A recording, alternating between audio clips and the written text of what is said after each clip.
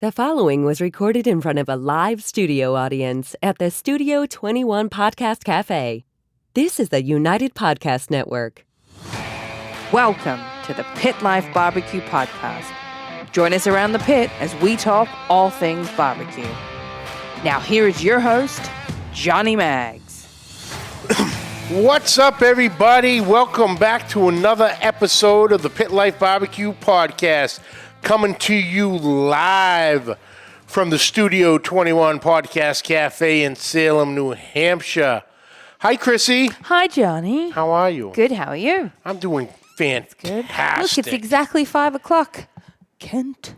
Kent's late I know, because where he didn't are you? text me. I don't even see any comments yet. He didn't text me saying I'm late. Is anyone in the chat room? Hello? It says there's 4. There we go. Oh, Jen Lee, happy place. Barbecue, what's happening? Oh, there they are. Kent is watching. Then we have a mystery fourth. It could be me. Yeah, it actually probably is me. Kent, not a chance. Close to on time today, but still late. I'm literally staring at it. It says 5 o'clock. So. That's all right. Fix your clock, buddy. You're fine. Jen Lee, how are you, dear? So, Chrissy, I am so excited about today. I know. Our guest is a legend. I know. A legend. I'm pretty excited. And he makes one of my favorite meals of all time. Mine too. Tacos. All different kinds. And All salsa. kinds. And we're gonna teach you on one that I'm very impressed with. Is delicious. It's called migas. Okay. But in wanna order get to my to seat. get to that, Right. today's show brought to you by The number one best tasting shake on the planet, Uncle Steve's Shake. Uncle Steve's Shakes are handmade, hand-measured, hand-mixed, and hand-packed. Uncle Steve's Shake is made of the finest ingredients and comes in 15 awesome flavors, including the newest additions, CJ's West Coast Shake, the Texas Cajun, and the All-American SPG, which is no sugar, no MSG, vegan, and keto-friendly. No matter what you're eating, Uncle Steve has a shake for it. And don't forget my personal favorite with all its peppery barbecue goodness, the sauce with no name. If you have any questions, Uncle Steve has great customer service to help you with all your shake needs. Go to UncleStevesShake.com to order your shakes today. Also on that website, have a look around. You're going to find some fantastic shake tips and recipes. You're going to be amazed at just how versatile these shakes are. And while you're online, head on over to Facebook and join Uncle Steve's Shake Nation to stay up to date with all the latest creations made using Uncle Steve's Shake and maybe even share some of your own.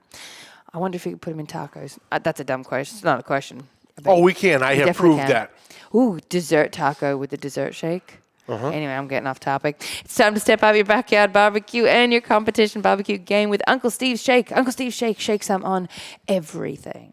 Today also brought to you by Two Guys Smoke Shop and TwoGuysCigars.com. Whether I'm barbecuing or not, I always keep the smoke rolling thanks to my friends at TwoGuysCigars.com. Today I am smoking the Las Calaveras. Thanks to my friends at TwoGuysCigars.com, I get to smoke some of the best cigars in the world, and so can you. Just visit TwoGuysCigars.com for your perfect barbecue companion. That's the number 2, GuysCigars.com. Today's show also brought to you by Magna Chef Gloves. Whether you're the family grill master or a potential professional, not potential, what was that? Or a professional pit master, quality tools make it easier for you to be your best on that grill. Longtime firefighter and founder of Magna Chef, Alan Fonte, knows a thing or two about fire management. He designed the Magna Chef gloves and the Freedom Barbecue gloves for you to get in and out of fast. With the magnetic swivel plates, you can easily slip in and out of these gloves. They're going to keep your hands cool and allow you to cook and grill safely. No more getting stuck in hot gloves. Depending on your glove preference, Magna Chef has 2 fantastic options. Number 1, the classic Magna Chef barbecue glove, made of food-grade silicone, web fit for a firmer grip, dishwasher safe, one size fits all, and heat rated up to 500 degrees Fahrenheit. And option 2 is the Freedom Barbecue gloves. It's your more traditional 5-finger, flexible and pliable grip, a 14-inch long cuff to protect your forearms, made of heat-resistant neoprene, heat rated up to 932 degrees Fahrenheit. These gloves are going to help extend your time over that fire. Both styles of Magna Chef gloves are great for barbecue and kitchen use. Head on over to magnachef.com today. That's MAGNE chef.com. Order yourself a pair of both. And at the checkout, make sure you use the promo code FreedomLives for 10% off your order. Magna Chef gloves, master the fire. Freedom barbecue gloves, take a stand, free your hand. Also brought to you by CustomCuttingBoardsRUs.com. Ian Hemming, hailing out of Magnolia, Texas, is creating what I consider the Yeti of cutting boards. These boards take an absolute beating. From the dishwasher board, which is your standard countertop board, to the absolutely massive 18 by 36 inch brisket board. And for all the pizza cooks out there, we got you covered too with the Custom Cutting Boards R Us pizza board for that perfect even slice every time. Multicolors available, multicolor combos available, engraving, UV protectant, deep lip reservoir to catch all that juicy goodness, the rubber discs on the bottom to prevent slipping. Even on a wet surface, these boards will not slide on you. Check them out at CustomCuttingBoardsRUs.com. Let them know I sent you. That is CustomCuttingBoardsRUs.com. Let's see. We got, like we said, we had Daddy Dutch, Jen Lee, Happy Place Barbecue, Mrs. Mags, Crawdaddy. I was in the building when you called, brother. I'll give you a call back on the ride home. Mad Max, call you out, brother. Dave LeConte, Chris Rosinski, what's up, brother? Won't be long now. 2 weeks? 3 weeks? 3 weekends. And we'll be up in the great state of Maine at the Cork Hares Comp. That'll be great. I'm looking forward to that. So, that's all the boys. And I look up on the screen and the special guest is gone. Oh, yeah. Let's there he is. There he is. Okay. He was. I told him he didn't have to come until you started introducing him. He was probably waiting. Oh, that's all right. That's funny. That's funny. That fits his personality, too. No one saw that but you and I, but that's fine. That was good. That's great. That's great. Ladies and gentlemen, I am so excited for today's guest. YouTube, TikTok, Instagram personality, Pitmaster of Smokin Lonestar barbecue team, true gentleman of the game, family man. You know him as Arnietex. Ladies and gentlemen, please welcome Mr. Arnie Sagovia. Arnie, what's up, brother? Hey, not much, man. Just run. I was actually, it's 4 o'clock here in South Texas, and I was trying to gobble down a bite of food for lunch. That was my lunch. We've just been running 100 miles an hour today, man. So happy to be here. Thank you for having us, man. It's an honor and a pleasure. And anytime somebody wants me to talk barbecue or cooking, I'm down. I love it. Absolutely. Like I said, you've been a real inspiration in my cooking, and you know, I was thinking about it today because we're coming up on the 5-year anniversary next week of the show. Wow. And you know, talking with everybody and we'll get into it with you in your barbecue classes, how that's a very important step in barbecue, and especially competition barbecue, is to take a barbecue cooking class because it gets you ahead of the curve. And I'm sitting here going, I've been truly blessed to have all the people in 5 years I've talked to catch bits and pieces of everything and putting it all together, trial and error, what works for me and all this. So, but Arnie, watching you and, you know, Mexican cuisine it's 1 and 1A between Mexican cuisine and Italian cuisine for me. Any day of the week, give me one of those, and I'm a happy man. And God knows my love for tacos, because the beautiful thing in a taco, you can turn anything into a taco. Exactly. Everything's better in a tortilla, man. That's what I say. Oh, absolutely. KC, what's up, brother? So, Arnie, please, for anybody who might not know you, you know, Who is Arnie Sagovia? How did Arnietex come about in, your journey up to this point in the barbecue world? Well, I hail from deep South Texas, and I tell people we live up here, down here, where the Rio Grande River meets the ocean. We're right there, close to the tip of Texas. And my background is sales. I was sold different things, including insurance and encyclopedias as a young man, and then I got into the car business, and we were pretty successful at that for a very long time in the used car business, and always liked to cook. My uncle, one of my favorite uncles, gifted me a barbecue pit when I was little. I mean, when we got married, I'm sorry. And so it's always been part of our culture for sure. A little different style. I think it's part of every culture, right? To spark up a fire and cook something over the fire, or whether it's direct or indirect. But in our culture, everything's like over direct, for the most part. And so we grew up around that. And when I was in the car business, I was on vacation in Austin, Texas one day, and came across a Barbecue Galore store, bought a bunch of stuff, and in there was a magazine called the National Barbecue News. And so we sat at the hotel. When I read through the whole thing, I loved it. And there were some contests on the back pages, and I told my wife, I said, man, there's some contests. People are crazy like me. They like to barbecue every day. And so we went up, checked one out in Houston a few months later, and went back and cooked because we thought our food was good too, and in comparison. And as they say, the rest is history, right? We started competing and going outside of our local area because there were no real cook-offs down here, not the sanctioned type. We had one major cook-off down here that was an annual thing, the first Saturday of every December.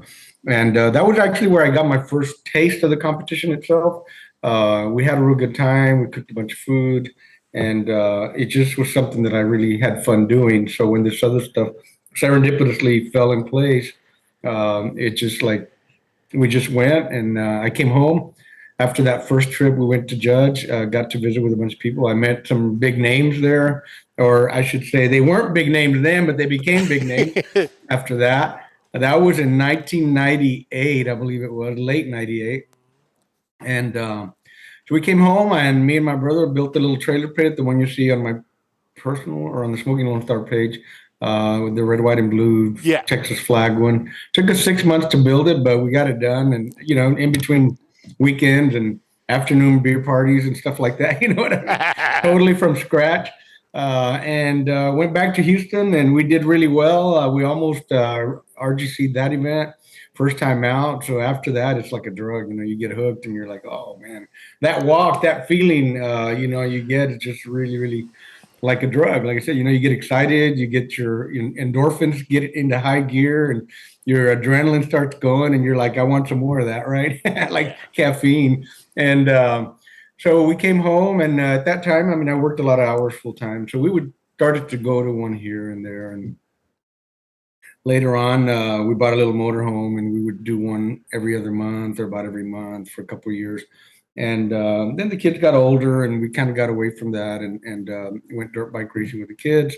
And then they went to college, and once they got done with that, we're like, okay, what are we going to do now? And I like to cook. I enjoyed the whole competition scene, so we got back into it in 2010, 2011-ish, I believe it was.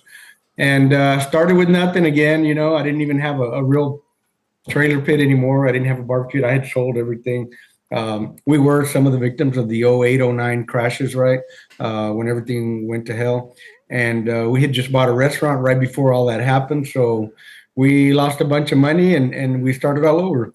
Got back into competition, and we had done really well up to that point, but all of a sudden things had changed, injections and brines and new powders, and so many new rubs were coming along, and sauces.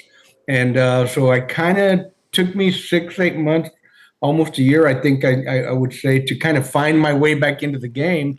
And once we started to hit, and one of my neighbors had told me, he said, you need to write your recipes down. And I didn't used to do it before that. I would just kind of like boom, boom, boom, throw stuff at it. And, you kind of know more or less what you did last week, but it's not exact, right? And so I started to write stuff down, and lo and behold, we started to get very consistent, and we started to win. And it was in the heyday of Texas competition barbecue when the oil field was just like blowing and going. So most of the events had big sponsors and big money, 20, 30, $40,000 on some of them, total prize money. And so I was at that point, I wasn't a manager in the carbons anymore. I was a service advisor, and I quit my job because we won a couple of events and made a bunch of money. And so I quit my job, and I told my wife, we're going to cook full time, right? But nobody told me you don't always win. So a couple of contests later, I'm like, oh shit, man, we didn't make a paycheck this week. What the heck are we going to do now? But we were blessed, and fortunately, we didn't have any debt at that time anymore. And so we just kind of kept going, and we'd make a little here, a little there. We got very consistent, to the point they'd call me Mr. Consistent here in Texas, because if I showed up, the odds were we were either going to win or get very damn close to winning, right?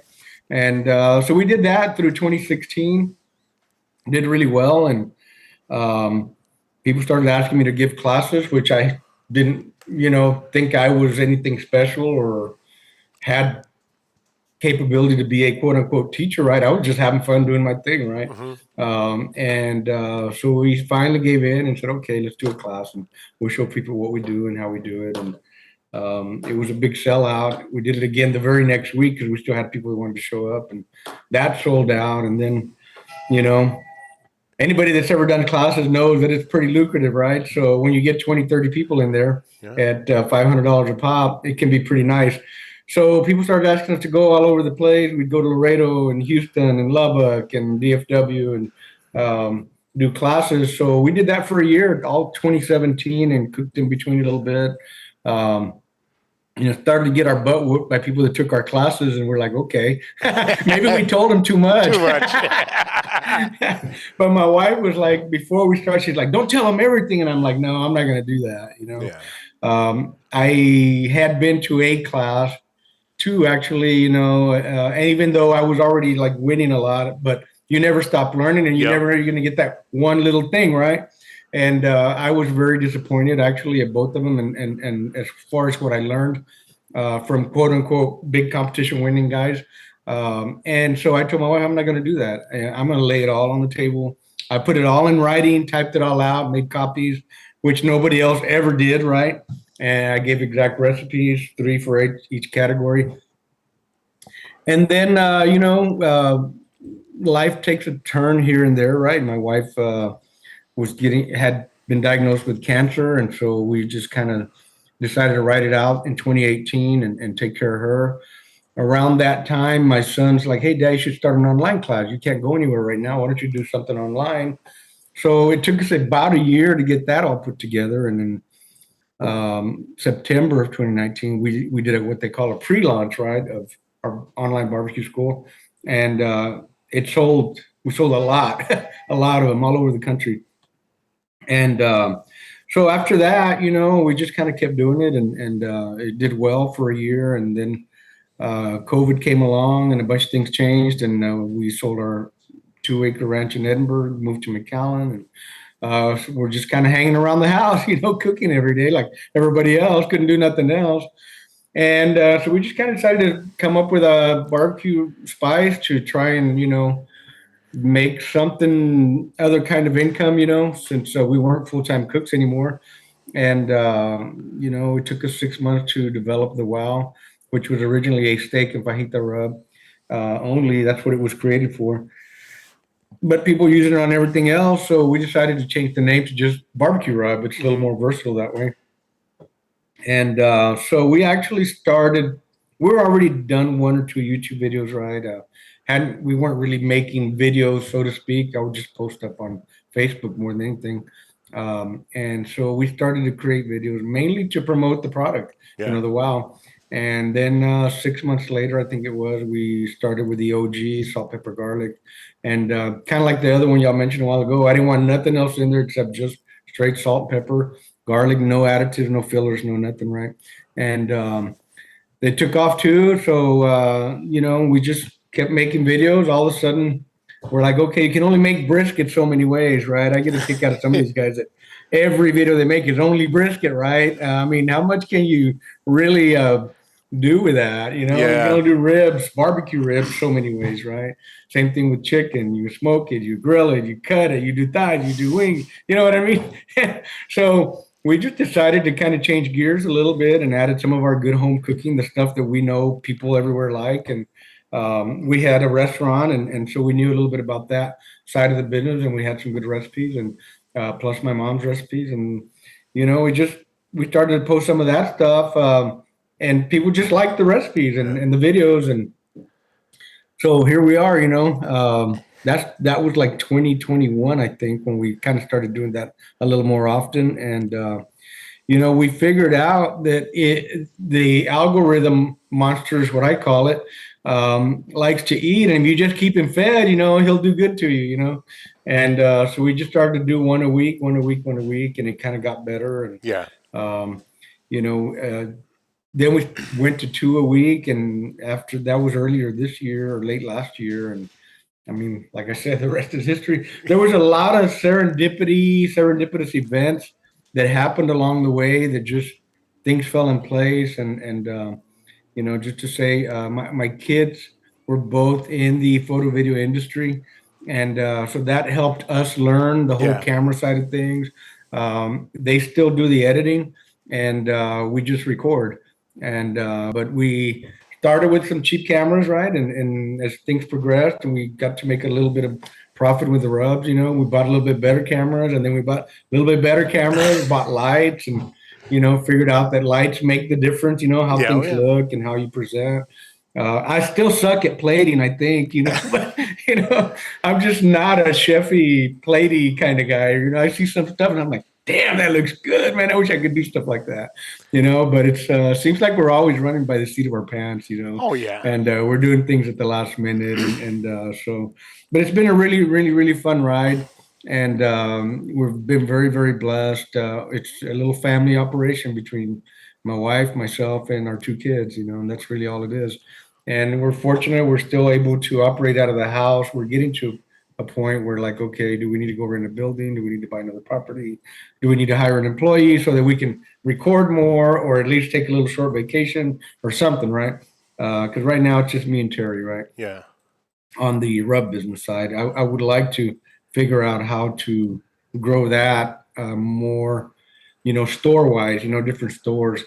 And, but it's just another challenge, every day's something, a different challenge. And recording 2 videos a week is actually very, very time consuming in between normal daily life, right? And also running the business, both online and wholesale side. So it's a huge challenge every day, but it's fun. We enjoy it.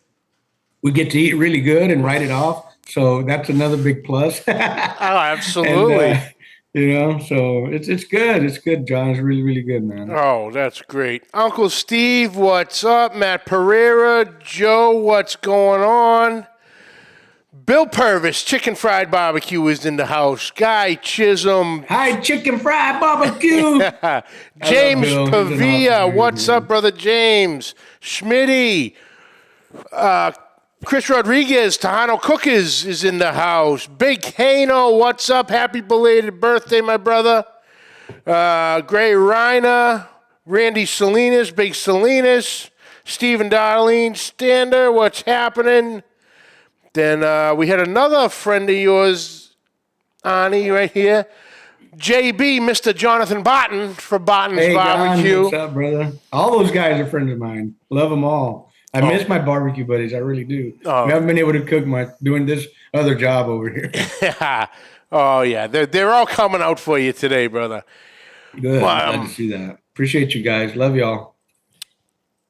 Now, with get just on the seasonings real quick, you had the WOW, which was the original, then the OG.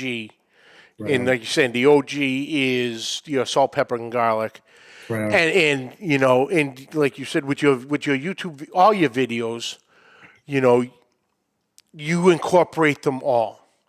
And I try to. Which is nice because if you really want to get the exact flavor, use the exact product. Correct. And then, during the day by trade, I'm a mailman. So I'm out on the street all day and I'm constantly listening to podcasts. Yeah. And I laughed my ass off the other day. One of my podcasts I've always listened to was Mr. Joe Rogan. And then lo and behold, you had the video out on it, and he was talking with somebody. He's like, "Oh, this steak, and I'm cooking these steaks, and this. What's the name of the season? What's the name? OG." I'm like, boom, there it is, right there. Yeah. It's that was wild. It really was, and unexpected, and so we were just like truly humbled and honored because I like Joe Rogan a lot. I listen to his podcast every chance I get to. He's my kind of guy, man. I love that dude. Yeah, and finally got himself down into Texas. So yes, that's great. So with the cooking in the videos, like I said, I spent the weekend with my wife showing her your videos and, your salsa recipes. And you have numerous ones on top of numerous guacamoles also. Yeah. And more coming. And there you go. And she was in awe of the simplicity of making the salsa itself. And it's so versatile that, you want it a little hotter. I do. You add a couple extra things. You can really play with a great flavor on it. And the consistency of it. Is it consistency what I'm looking for? The thickness, the thicker, the thinner. Yeah. You could just pulse it and have it, a regular style. Or you can really get it and have it more liquefied for different things. What would be your all-time go-to salsa? My favorite is a salsa roja, we call it, right? A red sauce, which incorporates mainly tomatoes, a little bit of serrano, and a few chile de árbol, the little red dried peppers. With that blend, and I'm a big cilantro lover, right? But I don't usually put cilantro in that salsa. I put it on the taco. But a little garlic, a little onion, and those peppers right there. I mean, it's just, man, that's my go-to. That's my favorite for everything. And I've always liked salsa verde too. My other favorite was when we had the restaurants, when I learned how to make this one. And I had a short video out on that one. That was one of our first salsas we put out. That was just straight up jalapeno and or serrano peppers with a little bit of garlic. Cook it, turn it into a really hot salsa, which you can use a little or you can use a lot, depending on your taste buds. That's probably my other all-time favorite because it's simple. And it doesn't change the flavor of the food. It just brings the heat, right? Depending on how much heat you want. And so that's my other favorite. But when I want a little more savory, it's going to be the roja. I never used to make a lot of salsa verdes. When I say that one, I mean like the one with the tomatillo. We would make one here and there every once in a while, a real basic one that my mom shared with us. But when I started to do those, because people were asking for them, I was kind of amazed at how, and I've said this online, that every town, every home, every region does it a little bit different. And so I've made probably 4 different ones now. I think we've got one coming up that's a red and a green again, but it's a different recipes, right, than the other ones we had. And they're similar, but the flavor profiles are different. And they're all good. They really are all good. And it really, what you said, simple, it doesn't have to be that complicated. When you're making them fresh, adding a little bit of salt and garlic, I like pepper in mine. That's why I like the OG. Most salsas don't use pepper, but I've always done it in mine. Mm-hmm. And so it just kind of works out for me that way. But most of them are simple and they're easy to make. And The biggest question I get on those a lot of times is how long does it last in the fridge? Um, for me, the ones that we make, and I don't know exactly, I'm not a scientist, but I think if you have just the right amount of salt, mine will last 3 weeks, sometimes a month if I make a really big batch. Yeah. And the secret is, for me, in my opinion anyway, the mason jar. You put it in a mason jar and you keep the lid on it. And the only time it comes out of the refrigerator is I'm going to use some. But I don't leave the jar out. I don't leave the lid off. I Yeah. take what I'm going to use that day, put the lid right back on, put it right back in the refrigerator. So it doesn't change temperature, Yeah. And I think that's the secret more than anything else. And because I've been to different homes where they'll take it out, leave it out for 2 hours, and then put it back in the refrigerator. That changes the salsa, or actually any meat or food you leave out. It comes up to temp, and you're trying to get it back down. So that's the secret to making it last longer, really. Yeah. Now, your videos are tremendous. You have you. so much fun. That we do. they're truthful. And, you were saying that, it's you and Terry. And I forget which one it was you were making. And you were cutting up some onion. And then you just hear in the background, less onion. And you go, oh, Terry says it's too much. And you put a bunch off to the side. But they're great. They're natural. It's not a fully, staged thing. You slip up, you slip up. There was one salsa video, or I don't know if it was the salsa video. Anyway, you had Band-Aids on your fingers. And right in the middle of the video, he goes, don't ask about the fingers. I did this for a video for you folks. So let's not go there. It's the truth. But hey, man, I don't care who it is. If anybody cooks and uses knives, they're going to cut themselves sooner or later. It just happens, man. Oh, yeah. I don't mind. I don't hide nothing. It's what it is. But a few of the videos, the ones I love the most are the ones with you and your mother. Everybody loves those. My mother was really my inspiration with cooking. As growing up, always watching her cook. Not necessarily helping, but just watching, catching things. So to see you there cooking with your mother, like the tamale video, and and she's giving it to you, way too thick, not even enough. It's like, oh, what I wouldn't give to have that opportunity. But I love the fact, of those videos. But Mom's great. Everybody sends me messages, and they'll make it in the comments. We need your mom on there. We want to see more of your mom. And we're fortunate that she lives with us, right? Yeah. So it's not hard to do most of the time. Oh, that's fantastic. But a lot of your videos, like we were saying earlier, are, not necessarily taco related, but it can be turned into a taco because of the tortilla, which I love. And one of my favorites, I got two favorites right off the bat. The first one seems I have to try it out. It seems very rich and decadent. The chicharrones and salsa con huevos. Oh, man, that's so good. You definitely got to try that. Yeah. That is good. Now, you're literally taking the chicharrones and softening them in the salsa, warming it up. Yes.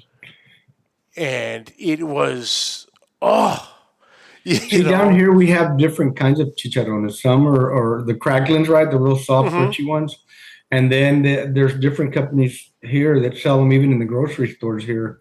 And they might have a little bit of meat on them. Some are like really hard. Some are somewhere in between. And the ones that are kind of in between are the best. They're not the soft cracklings, although those can work as well. You just rehydrate them and they taste great too. They're usually very salty, so you have to be careful with salt. But the other ones are not salty at all, so you can kind of doctor them any way you want. And those are the ones we like to use. Yeah, that was incredible. Then the other one is the breakfast migas. Now, can you tell everybody what migas is? Because and it was funny, in that one video, you told the story of you as a kid going to work the field with your dad. Yeah. And please, I don't want to tell your story. No, just that, I mean, migas is basically a corn tortilla, either torn apart by hand into little pieces or cut up. We like to cut it with a knife and make like little 1-inch squares with ours. And then you have the little frays on the ends too, around the edges. And we just fry them. Then, you get some eggs, whisk up, as many as you're going to eat and mix them all together. What we do, we cook the egg halfway first. If you put the migas in too soon, they get soggy.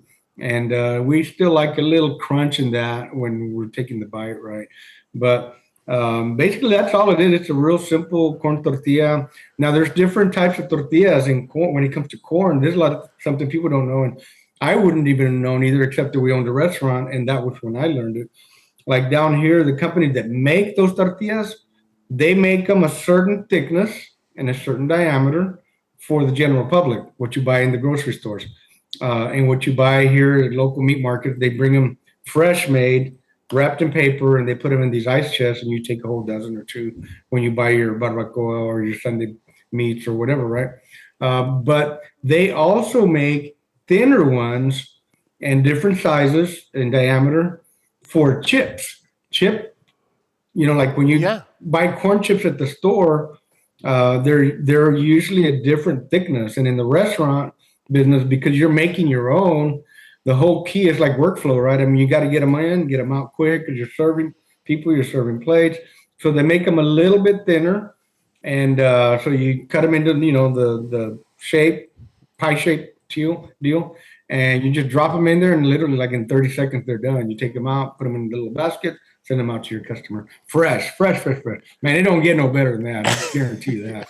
Those are the best for sure. Yeah, But basically, that's all it is. The migas are just corn tortillas, right? You either tear them up or cube them up the way we do, and fry them up. The whole key is to get them just right. The week before the video that we made at my son's house, we had recorded that video here at our house in McAllen. My son lives in Austin, and if you don't get them all out quick, they keep frying in the oil. And so that day I let them go a little too long. And by the time I went to get them and started to take them out, I didn't have my big wire basket thing. Yeah. We couldn't find it right there and then. I didn't prepare ahead of time. And so I'm like using something else, a slotted spoon, and I couldn't get them out fast. So they browned a little too much. They didn't burn, but they were a little too brown, right? And I kept telling my wife, they're okay, they'll be fine, And she's like, no, they're burned. You don't want to do that. You don't want to show them that. I'm like, they're fine. We're eating them, And so we get to Austin a week later, and she's telling my son the story, and he goes, oh, man, let's re-record it. So that's the one we did in Austin.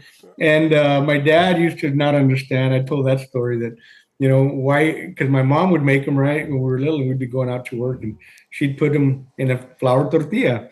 And my dad was like, how does anybody put tortilla inside of a tortilla? And I was like, man, I thought they were pretty good. I liked them. I thought they were damn good, personally. Oh, yeah. My wife and my kids, they love breakfast. So I got all types of plans coming up, thanks to your recipes. Now, the one you just put up, the Al Pastor. Oh, my goodness. Oh, man. Now I've seen it done multiple ways. Now, you went straight layers of pork, while I've seen other people, like my friend CJ, he cut 2 thick pieces of pineapple, one for each end. Then he cut like 1/4-inch slices and put them in between the pork. Yes. Now, you did straight pork, and then you hung the pineapple. Right. Is there a real difference in that, or the way the pineapple would cook, or? Honestly, I mean, that was just kind of a last-minute thing. I mean, we've cooked pineapples hanging. That's really more of a show, honestly, than anything else. We do a lot of outdoor cooking here, me and my friends, when we've done these events. And the whole pineapple hanging thing is really more of a show than anything. But it does cook with the heat and the cold, and it does taste amazing when you cook it that way. The other way, I mean, when you have it on the pork like that, it's good, but it doesn't have the same flavor, as when you hang it by itself and let it cook on its own. It didn't actually drip like I thought it was going to or anything. And traditionally, it's not normally done in between the layers. Some restaurants do it, very few, but most of the time they have it on top, right? And they'll cut a piece, drop it in the taco as it goes out the kitchen or stuff. But there's, that's always been my saying is there's no right way, there's no wrong way. You do it the way you like, and whatever works for you, enjoy it, and be happy with what you're doing. I actually, we always cook a lot like that. And so we had a bunch left over and I vacuum packed it, right? Well, guess what I had for dinner last night? And so I took the big vacuum pack and I had kind of layered it in sort of little chunks, sections, right? So I broke off one chunk, re-vacuum packed it, stuck it in the freezer, and I heated up one. But man, I was pissed because I didn't have any pineapple. We almost always have pineapple. I love pineapple. And last night we didn't have any, so I was like, shit. And so I'm looking in the pantry, and I'm looking at a can of peaches, right? And I'm like, yes, no, yes. Hell no, it doesn't go with pastor. So I didn't do the peach. Instead, I just, heated it up. I added, the salsa, and then I added more salsa in my taco and the cilantro and stuff, but that's it. But yeah, even reheated, man, that was fantastic. Really good. Yeah, really good. I'm gonna do I think we're gonna do a run of it this weekend on my pit. I have an my stick burner, but on my trailer, but on the other side, I have an open pit grill with a rotisserie. Right on. So I'll throw some good old Texas post oak in there, and what I have, and let it go and give it a shot, because we have we got a big competition coming up in a couple weeks up in Maine, and there's a People's Choice. So that's a good idea. I will say this, it's just a little pro tip.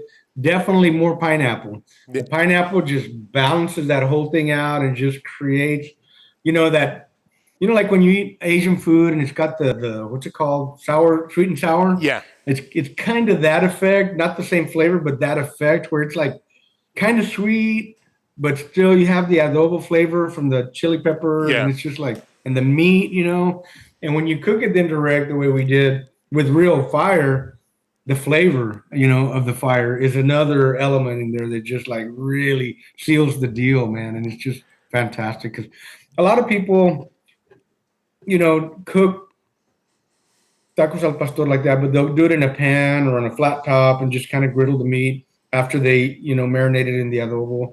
And it's good that way too, but it's nothing like cooking it with a fire, man. And, it's not the same. Fire's where it's at, whether it's a pellet grill or a real fire, you want some kind of smoke in there.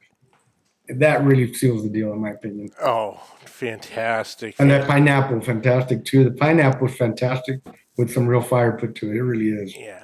Kyle, what's up? Lep, what's happening? Simon, what's going on? Junior, Harold, what's going on? Thanks for tuning in, boys. I have to ask, I have to ask two questions. One, how did your dance come about? My dance? Yeah, when you get excited in a video and you do your dance. That's a good question, and I'm happy to answer that because a lot of people think that I'm copying Kent Rollins, right? Kent Rollins. I think he always does a little dance too. I've seen him once or twice, and but it's not true. I mean, I was in the car business, like I said earlier, for a long time, and I had a salesman that every time he would make a big sale, he'd get real excited, and he would start to dance like that, and that's where I got it from, It just, I always thought it was cool. When we'd have a good month, then we would all dance, just have fun with it. So it's just, that's where that came from originally. I got it from one of our salespeople, when we were in the car business. And it was just, so it's just, to me, it's just a sign of happiness, like, oh, I'm excited, I'm happy because it turned out fantastic, right? And when you make that tacos al pastor, send me a video of you dancing because I know you're going to dance. Oh, absolutely. Absolutely. I will, Arnie. My second... It's that good, man. The next question is, with all the traveling, we all do, and we always like to try a new barbecue restaurant, barbecue trailer. Yes. You are known as Mr. Half Pound. Is the half pound, do you think the half pound order is the way to go? I'm going to say yes, because if you just get one slice and as a barbecue person that you're getting pork or a rib or a slice of brisket, you don't know where it's coming from most of the time, especially if they're behind at the window at a trailer. It's not like a regular restaurant where they're slicing it right in front of you and you're seeing it and you can say, hey, go ahead and give me the other piece behind that one, or can you bring it from the other side of the brisket? You can actually do that in a lot of restaurants, but when it's coming from back behind the window in the trailer, you don't really know. Number one, that's one reason. The other reason is, of course, I'm probably going to eat a quarter pound by myself, but I want to share some with my wife too. And so I need to get a little more. And the third thing is, and I'm saying this for people that may also create content or want to do videos and stuff like that. It just looks better when you have a bigger spread, in the picture and the video and whatever. It looks better that way too. And, people think that I eat too much, but I really don't. It's more about just tasting the different things. And then we wind up saving the rest. We'll either share it with our neighbors or with the family or somebody else. Yeah. Sometimes I bring it home and freeze it, and then eat it later. Hey, nothing wrong with that. You can't throw food away, man. It's too dang expensive. Oh, that's for sure. But Arnie, thank you so much. I appreciate this. It was an honor to talk to you. Now it is pitmaster.us is the website to get all your merchandise and the rubs. Yes, sir. And then it's pitmasterclass.us to get all your classes. On the online classes, yes, sir. Very good. Now, go ahead. I was going to say, and we did do, for those of you that are taco lovers, we just did last weekend. We were in Austin and we went to 5 food trailers and tried a bunch of different things. Y'all stay tuned for that. That's a good one too. Different styles, different trailers, different names for the tacos. I got to say, I'm impressed. I was really impressed. I was very surprised. I mean, that's the cool thing about eating out sometimes is that everybody does things just a little bit different, but it can still be very good. And it's just like going to your neighbor's camp at a cook-off, and theirs always tastes better than yours. Even though you just got first place, you wonder why, because theirs tastes better for whatever weird reason, right? It's just that way. Oh, that's awesome. That's awesome. Exactly. At a cook-off, the food is always going around. Breakfast, lunch, dinner, snacks, whatever. That's the beautiful thing about what we do. The food, the friendships, the family, the camaraderie. Everyone is willing to help each other at any given moment. And, and I think we're all truly blessed to have found barbecue and I agree. To take our journeys to wherever it's taken us and enjoying the ride on the way. But where can everybody find you social media-wise? TikTok, Instagram, Facebook? Everything is Arnietex, ARNIETEX, at Arnietex. And we did recently get finally our little blue dot, on Instagram and Facebook. I don't know if we have it on TikTok yet or not, but try to find that one. And this is another thing with when you start to grow a little bit on social media, everybody wants to copy you and clone you. And so when you go search Arnietex, you might see 20 different Arnietexes, and it's my picture. they download my picture and put my picture on their profile. And that's another, the struggle is real challenge that goes on a daily basis, trying to keep those things at bay. And then they're trying to sometimes deceive your followers in the comments by saying, "Hey, you want a prize? Send me a link here or touch this link or whatever." So we never ever try to tell people to tap any kind of link in comments or anything like that. So look for the blue dot on IG and Facebook. YouTube also has a couple of copycats. So just try to find the right one, I guess. I don't know how to explain it because it's at Arnietex. It's one word, Arnietex. Some of them will space it out or they'll spell it just a hair different or whatever. But yeah, that's how you find us, Arnietex, at Arnietex. Beautiful. Check them out. Follow them. The content is great. The recipes are incredible. And Arnie, thank you so much. I truly appreciate this. I'm going to close this out, and I'll jump back in with you for just a second. Okay. Thank you so much. Appreciate you guys having us. It's an honor. Oh, anytime. Open door. Open door. Thank you. Awesome, Chrissy. He's so fun. Now.